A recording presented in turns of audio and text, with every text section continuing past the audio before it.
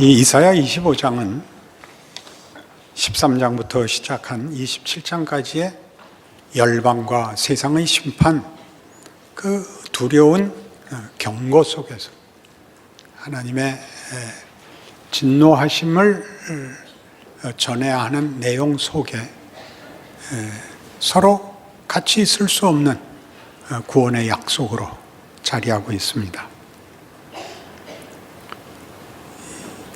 1절에서 8절까지 오늘 본문으로 사용한 내용을 잠깐 보시더라도 1절은 여호와 주는 나의 하나님이시라. 내가 주를 높여 주의 이름을 찬송하오리니 주는 기사를 옛적에 정하신 뜻대로 성실함과 진실함으로 행하셨습니다. 이렇게 시작됩니다. 하나님의 구원은 결과도 보상도 아니고 하나님의 약속이었고 작정이었고 의지였다고 얘기합니다. 2절에서 5절까지는 그래서 온 세상이 심판받을 것을 얘기하고 있고 요약하고 있습니다. 이미 우리가 살펴본 바와 같습니다. 이사야의 많은 부분이 이 심판의 경고, 심판의 두려움에 대하여 진지하게 다루고 있다는 사실을 우리 살펴보았습니다. 그것은 이 세상 나라의 권세가 또는 이 세상에서의 권력이 궁극적 운명이 되도록 놓아두지 아니하시겠다는 하나님의 의지를, 세상의 것으로 타협하시지 않겠다는 하나님의 복된 약속을 증거하는 역사적 사실입니다. 그리고 6절에서 8절까지 이 구원은 이렇게 약속됩니다. 만군의 여호와께서 이 산에서 만민을 위하여 기름진 것과 오래 저장하였던 포도주로 연회를 베푸시리니 곧 골수가 가득한 기름진 것과 오래 저장하였던 맑은 포도주로 하실 것이며 또 이 산에서 모든 민족의 얼굴을 가린 가리개와 열방 위에 덮인 덮개를 제하시며 사망을 영원히 멸하실 것이라. 주 여호와께서 모든 얼굴에서 눈물을 씻기시며 자기 백성의 수치를 온 천하에서 제하시리라. 여호와께서 이같이 말씀하셨느니라. 그러니까 구원은 기름진 것이라 그렇게 얘기하는 것입니다. 수치와 사망을 멸할 것이라. 그러니까 구원을 우리 한국교회 130년 동안에 한국교회는 가장 중요하게 기독교 신앙의 핵심을 예수 믿고 천국 가는 것, 죄를 벗어나 영원한 생명을 얻는 것으로 잘 이해하고 있었습니다. 그럼에도 불구하고 그것들은 그 시대적인 한계를 가졌는데 그 한계란 다른 것이 아니라 소극적인 것이었다는 것이죠. 현실에 대해서는 충분한 성경의 답들을 아직 한국교회가 깨달을 시간이 없었고 죽은 다음 그리고 해결되지 않는 현실적인 모든 문제가 해결되는 약속의 그날로 미루어진, 그래서 어쩌면 현실을 더 용감하게 살 수 있었던, 순교를 책임질 수 있었던 시대를 가졌겠죠. 그러나 이제 한 걸음 더 나온 한국 교회의 신앙의 경험들은 이것이 다만 그날에 이루어지는 약속된 천국에서만의 보상이 아니라 현실 속에서도 신앙적 보상이 있다, 명예가 있다고 가르치고 있습니다. 그것은 기름진 것이라. 어떻게 그것이 기름진 것이 되느냐 하면 수치와 사망을 제하시는 하나님의 나라가 이미 임하였기 때문이다. 이렇게 약속하고 가르치고 있습니다. 예수를 믿는 것은 천국에서가 아니라 현실에서입니다. 우리는 그 고백을 현실에서 가지며 지금 고백하며 지금 예수와 살고 있습니다. 천국에서 완성될, 흠없는 완성된 나라를 보는 것이 그 원리에서, 내용에서, 아직도 사망이 세력을 잡고 있는 세상 속에서 사망을 극복한 부활의 능력으로 우리의 현실에 실천 가능합니다. 로마서 8장에 가시면 18절 이하에 구원을 이렇게 설명하고 있습니다. 생각하건대 현재의 고난은 장차 우리에게 나타날 영광과 비교할 수 없도다.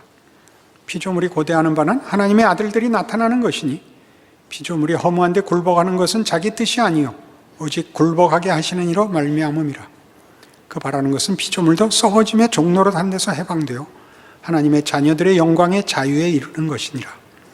피조물이 다 이제까지 함께 탄식하며 함께 고통을 겪고 있는 것을 우리가 아느니라. 그뿐 아니라 또한 우리 곧 성령의 처음 익은 열매를 받은 우리까지도 속으로 탄식하여 양자될 것 곧 우리 몸의 속량을 기다리느니라. 우리가 소망으로 구원을 얻었으며 보이는 소망이 아니니 보는 것을 누가 바라리요. 그러니까 구원은 아까 이사야 25장 본문에서도 그랬듯이 수치와 사망을 극복하는 것, 제하는 것. 여기 지금 로마서 8장으로 얘기하면 허망한 것을 극복하는 것, 썩어질 것을 극복하는 것입니다. 그러니 우리의 구원은 보기보다 그 긍정적인 면에 있어서 영광된 것이다 라고 성경이 증언하는 것이죠. 우리는 다만 기독교 신앙을 죄를 안 짓는 것, 흠이 없는 것, 잘못하지 않는 것, 이런 식으로 스스로를 흠 없고 점 없는, 실수하지 않는, 그래서 매사에 회개하여 자꾸 씻어내는 것으로 이해했습니다.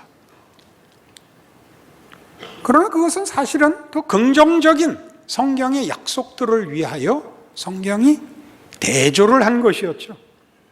잘못하는 것이 아닌 잘하는 일, 틀린 것이 아닌 옳은 일, 죽어나가는 것이 아니라 살고 충만해지는 길을 성경이 우리에게 약속하고 있는 것입니다.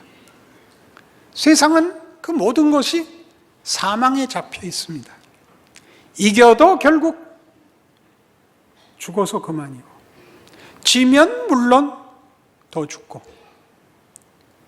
아무리 큰 자랑과 업적이 있을지라도 허무하고, 어떤 정성과 진심도 다 영원하지 못하며 썩어짐의 종노릇할 뿐입니다. 우리는 우리 인생 속에서 인생이 무상하다는 걸 압니다. 여러분 주변에 이미 세상을 떠난 사람들이 여럿이 있습니다. 살아있는 사람이 더 적어지는 날이 옵니다. 그리고 어느 날 자기가 죽을 것입니다. 너무나 외면할 수 없고 예외가 없는 현실입니다. 에이, 그러니 예수 믿고 죽은 다음에 천국이나 가지, 이렇게 얘기하는 것은 얼마나 소극적인, 한심한, 가난한 신앙인지요. 살아생전에, 살아있는 동안에 모든 것이 사망 아래 붙잡혀 있는 세상 속에서 생명과 부활과 충만으로 가는 자로 부름을 받은 자는 어떻게 살 것인가라는 기회와 명예를 놓친 이 부분에 대하여 성경은 강력히 신자의 영광을 요구하고 있습니다. 에베소서 1장에 가보시죠. 에베소서 1장 3절. 찬송하리로다.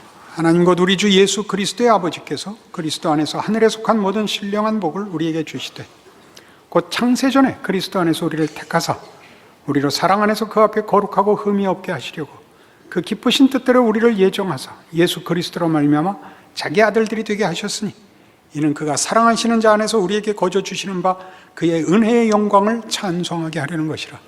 그러니까 구원은 성경적인 정의를 하자면 영광된 것입니다. 지옥 안 가고 천국 가는, 이렇게 얘기한 건 분명한 진실을 잡고 있는 것이지만 그 표현에 있어서 너무 작습니다. 그것은 영광된 것입니다. 그것은 찬송할 일입니다. 그 기쁨과 감격은 어떤 사소한 경험으로 묻어버릴 수 없는 우리의 전생애와 인류 역사와 하나님의 작정과 능력과 그의 창조와 부활 같은 거대한 사건들로 증언된 놀라운 인류에게 주어진, 예수 믿는 자에게 주어진 영광입니다. 그러니 에베소서는 여러분 집에 가셔서 다시 읽어보시면 다른 거 말고 1장만 그냥 첫 절부터 끝절까지 읽어보십시오. 그저 바울은 그걸 설명하는 것 자체가 그저 지루해야 합니다. 그리고 필요 없다고 생각하는 것 같습니다. 왜요? 사실이기 때문에. 하나님의 작정이고 운명이기 때문에. 그저 이 사실을 기억하라. 알라. 이것은 진실이며 우리의 운명이며 우리의 승리이며 우리의 현실이다. 이렇게 가르치고 있죠. 그러니 이런 차원에서 성경이 얼마나 많이 하나님의 일하심을, 그의 약속을, 성도들을 향한 그의 승리를 이렇게 자주 언급했는가 하는 것 알아둘 필요가 있습니다. 고린도 전서로 가셔서 15장 51절입니다. 고린도전서 15장 51절. 보라, 내가 너희에게 비밀을 말하노니 우리가 다 잠잘 것이 아니요 마지막 나팔의 순식간에 호련히 다 변화되리니 나팔 소리가 나매 죽은 자들이 썩지 아니할 것으로 다시 살아나고 우리도 변화되리라. 이 썩을 것이 반드시 썩지 아니할 것을 입겠고 이 죽을 것이 죽지 아니함을 입으리로다. 이 썩을 것이 썩지 아니함을 입고 이 죽을 것이 죽지 아니함을 입을 때에는 사망을 삼키고 이기리라고 기록된 말씀이 이루어지리라. 사망한 너의 승리가 어디 있느냐? 사망한 네가 쏘는 것이 어디 있느냐? 사망이 쏘는 것은 죄요 죄의 권능은 율법이라. 우리 주 예수 그리스도로 말미암아 우리에게 승리를 주시는 하나님께 감사하노니 그러므로 내 사랑하는 형제들아 견실하며 흔들리지 말고 항상 주의 일에 더욱 힘쓰는 자들이더라. 이는 너희 수고가 주 안에서 헛되지 않은 줄 알미라. 사망이 집니다. 누구에게? 생명에게 집니다. 하나님의 일하심이, 하나님의 약속이 우리의 존재와 우리의 현실이 부활과 영광을 향하여 달려가도록 붙들려 있습니다. 여러분 모두 이 질문을 하실 수 있습니다. 현실은 그렇지 않은데요? 현실이 어떠신데요? 지죠. 집니다. 그러나 하나님이 지는 것은 아닙니다. 하나님이 포기하시지도 않습니다. 이 사실을 기억하셔야죠. 예수 그리스도의 성육신을 보시면 우리가 복음서를 보아서 예수 그리스도의 오심과 그의 사역과 그의 죽으심과 부활에 대한 성경의 증언을 보면 가장 중요한 복음서의 공통된 증언은 이겁니다. 아무도 예수가 누군지 몰랐다. 우리는 알고 보니까 예수님의 위대하심을 읽을 때마다 감격하고 이런 일도 하셨구나, 이런 일도 하셨구나라고 감동하지만 그 기록은 우린 그때 몰랐다입니다. 우린 그때 몰랐다. 뭘 몰랐다? 죽은 자를 살려도, 안진뱅이를 일으켜도, 문둥병자를 고쳐도, 오병이어의 기적을 이루어도 우리는 몰랐다. 뭘 몰랐다? 그런 걸 할 수 있거든 나라를 구하십시오. 우리를 로마로부터 해방시켜 주십시오. 라고 요구했다. 예수님이 그거 안 해줘서 우린 분노해서 죽여버렸다. 그게 복음서의 증언입니다. 예수님이 뭘 하고 있는 줄 아무도 몰랐고 잡아 죽였습니다. 예수는 죽었습니다. 하나님의 뜻이나 구원이나 그가 이 땅에 오셔서 해야 할 일이 실패한 것도 방해받은 것은 아무것도 없습니다. 그 죽음까지 뒤집어 놓았으니까요. 여러분의 생애 속에, 여러분의 현실 속에서 여러분이 난 안 돼, 이건 아니야, 어떻게 하면 좋아? 어떤 절망과 어떤 비극도 그것으로 끝날 수 없습니다. 왜요? 예수 안에서 사망은 정복되었기 때문입니다. 여러분의 인생의 어떠한 실패도 못남도 하나님이 뒤집으실 것입니다. 오늘 본문이었죠. 수치와 사망을 제거하실 것입니다. 뭐가 겁이 나십니까? 우리가 어떤 명예에 붙잡혀 있는지, 어떤 운명과 실제적인 현실을 부여받고 있는지를 알아야죠. 영광된 자리에 있습니다. 잘못이 잘못으로 끝나지 않는, 죽을 짓이 죽음으로 끝나지 않는 운명에, 소나기에 하나님의 은혜와 능력에 붙들려 있습니다. 이사야가 하고 싶은 소리고 지금까지 울려 퍼지는 예수 안에서 증거된 우리의 현실입니다. 운명입니다. 우리의 고백입니다. 더 노골적으로 확인시켜달라 그러면 같은 고린도전서 15장 22절을 보시죠. 아담 안에서 모든 사람이 죽은 것 같이 그리스도 안에서 모든 사람이 삶을 얻으리라. 그러나 각각 자기 차례대로 되리니 먼저는 첫 열매인 그리스도요, 다음에는 그가 강림하실 때 그리스도에게 속한 자요, 그 후에는 마지막이니 그가 모든 통치와 모든 권세와 능력을 멸하시고 나라를 아버지 하나님께 바칠 때라. 그가 모든 원수를 그 발 아래 둘 때까지 반드시 왕노릇 하시리니 맨 나중에 멸망받을 원수는 사망이니라. 놀랍죠? 계시록 20장에도 다시 나옵니다. 집에 가서 찾아보십시오. 사망이 심판을 받습니다. 사망이 없어집니다. 하나님과 분리되거나 하나님의 눈 밖에 나거나 하나님께서 외면하실 그런 존재는 없는 날이 옵니다. 그것은 예수 안에서 하나님의 약속이고 우리가 겪는 인생, 인류 역사 속에서 하나님이 하시는 일입니다. 그가 모든 하나님과 분리시켜 하나님으로부터 도망가 스스로 자초한 멸망과 실패를 하나님 찾아오셔서 구원하시는 이야기, 역사, 우리의 현실, 성경의 증언, 약속인 것입니다. 그러니 이제 여러분이 에베소서 5장으로 돌아오셔서 이 에베소서가 하고 싶은 얘기가 뭐였을 것 같습니까? 구원이 영광이라는 걸 선포하고 우리에게 현실을, 그러니 어떻게 살라 그랬을까요? 에베소서 5장 1절은 이렇게 얘기합니다. 그러므로 사랑을 받는 자녀같이 너희는 하나님을 본받는 자가 되고 그리스도께서 너희를 사랑하신 것 같이 너희도 사랑 가운데서 행하라. 그는 우리를 위하여 자신을 버리사 향기로운 제물과 희생 제물로 하나님께 드리셨느니라. 음행과 온갖 더러운 것과 탐욕은 너희 중에서 그 이름조차도 부르지 말라. 이는 성도에게 마땅한 바니라. 누추함과 어리석은 말이나 희롱의 말이 마땅치 아니하니 오히려 감사하는 말을 하라. 이건 윤리적인 구분이 아닙니다. 잘하고 신자답게 굴고 나쁜 짓 하지 말고 더러운 말 하지 말아라, 이렇게 구별하고 있는 게 아닙니다. 그런 썩어짐의 종노릇하는 더러움과 어리석음과 수치스러운 일들 하지 말고 영광된 존재와 지위를 가진 자의 명예를 누려라, 그렇게 말하는 것입니다. 여러분들이 현실 속에서 여러분이 당하는 모든 고난들은, 어려움들은 이 세상은 만들어내는 것이 그것일 수밖에 없는 것들입니다. 싫은 소리, 미운 소리, 싸우자는 소리, 다투고 빼앗고 굴복시키는 싸움이고 예수 안에서 보이신 하나님의 약속과 우리에게 준 구원은 하나님이 지시는 것입니다. 언제까지 지실 겁니까?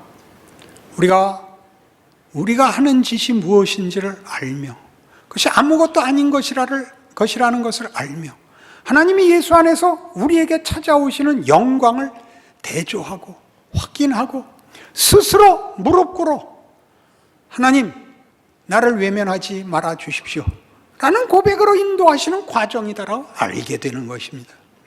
그러면 여러분 인생 속에서 만나는 모든 경우, 만나는 이웃 혹은 사건, 아니 이 사회, 이 세상에 대해서 분노하실 것이 없습니다. 그건 언제나 그런 겁니다. 이 세상은 이 영광을 만들어내지 못합니다. 사망이 운명이기 때문입니다. 고함을 지를 수밖에 없고 못나게 굴 수밖에 없습니다. 억울합니다. 우리만 안 억울합니다. 여러분이 멋지게 구셔야죠. 여러분이 맡은 역할을 아셔야 되고 여러분들이 고백한 신앙의 위대함을 아셔야 됩니다. 그딴 표정으로 있으면 안 된다고 몇 번을 얘기해야 돼요. 아무도 모릅니다. 이 좋은 날, 이 좋은 시간에 왜 교회를 갑니까? 아니, 걸레질 하면서 모차르트는 왜 듣습니까? 걸레 잘라고 듣는다 이 왼수야. 그걸 말이라고 합니까? 그거는 그게 숙제입니까? 그게 무슨 현실적인 이해관계에 관한 것입니까? 아니요. 그것은 인간된 자랑입니다.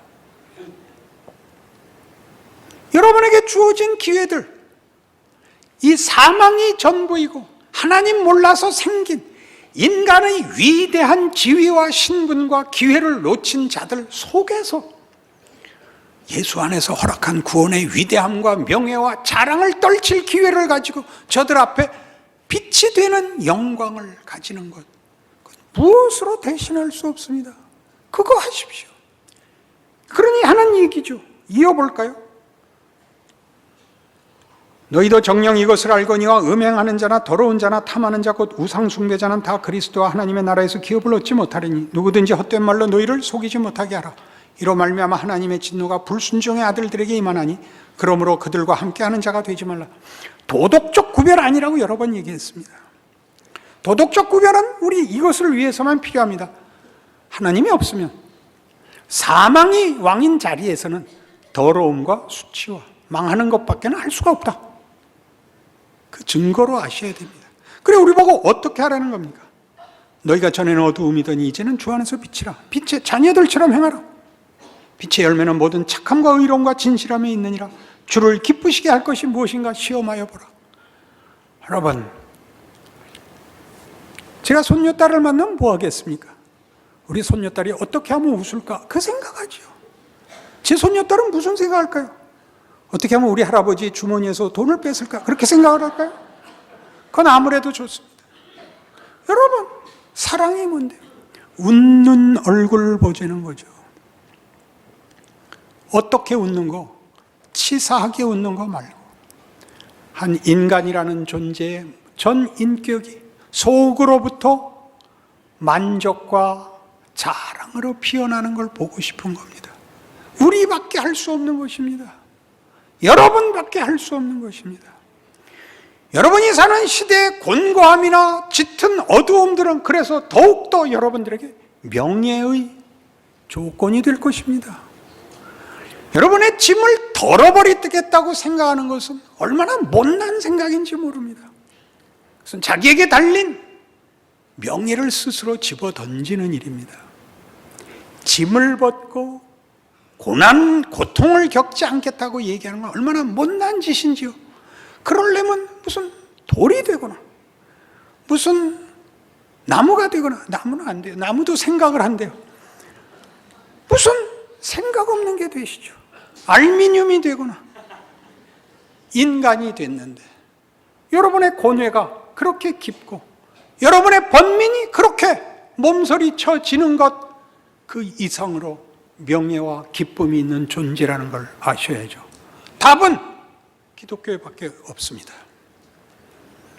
아무리 잘난 척을 해도 무슨 예술성이 뛰어나고 창조력이 뛰어나고 기술이 뛰어나고 능력이 대단해도 그것은 이것과는 구별되어야 합니다. 한 인격, 한 실존이 그의 전 인간성과 성품과 존재를 동원하여 만족해하며 즐거워하며 감사하는 것으로 하나님이 누구신지, 인간에게 준 지위와 구원이라는 기회와 인생이라는 명예가 무엇인지를 아는 것입니다. 이것이 성경이 요구하는 것이죠. 여러분, 그걸 어떻게 이렇게 뭐라 그래야 되죠? 스스로 격려하여 스스로 그걸 몰고 가야 하는 의지와 노력의 싸움이라 이렇게만 생각하시면 안 됩니다. 그것은 명예라 그랬습니다. 그것은 기쁨이어야 됩니다. 그러나 쉽지 않을 것입니다. 마지막 성경의 약속이 있죠. 로마서 8장으로 다시 가셔서 31절. 그런즉 이 일에 대하여 우리가 무슨 말하리요? 만일 하나님이 우리를 위하시면 누가 우리를 대적하리요? 자기 아들을 아끼지 아니하시고 우리 모든 사람을 위하여 내주시니까 어찌 그 아들과 함께 모든 것을 우리에게 주시지 아니하겠느냐? 누가 능히 하나님께서 택하신 자들을 고발하리요? 의롭다 하신 이는 하나님이시니 누가 정죄하리요? 죽으실 뿐 아니라 다시 살아나신 이는 그리스도 예수시니 그는 하나님 우편에 계신 자요 우리를 위하여 간구하시는 자시니라. 누가 우리를 그리스도의 사랑에서 끊으리요? 이게 다 무슨 얘기예요? 여기에는 하나님의 약속만 있는 것이 아닙니다. 우리에게 기회만 주어진 것이 아닙니다. 여기에는 하나님의 의지가 있습니다. 하나님이 그리 하시고야 말 것입니다. 그러니 여러분 스스로에 대하여, 그리고 모든 존재에 대하여, 인류 역사에 대하여, 세상에 대하여, 여러분 현실에 대하여 하나님이 고집을 갖고 계신다라는 사실을 기억하십시오. 그 아들을 십자가에 매달 수 있는 하나님의 고집이 있다는 걸 기억하십시오. 너무나 감사한 하나님의 성실하심입니다. 우리가 자기 자신에 대해서 실망할 때마다, 절망할 때마다, 자기가 아니고 싶을 때마다 걱정하지 마시고 하나님이 이기신다 라고 이야기하고 일어나십시오. 못난 얼굴을 하고 사십시오. 여러분 얼굴에서 다른 이들이 예수의 얼굴을 만나시게 하실 것입니다. 기도하십시다. 하나님 아버지 은혜를 감사합니다. 우리의 인생과 존재와 운명과 현실이 하나님의 놀라운 성의와 능력과 사랑 속에 있다는 사실을 기억합니다.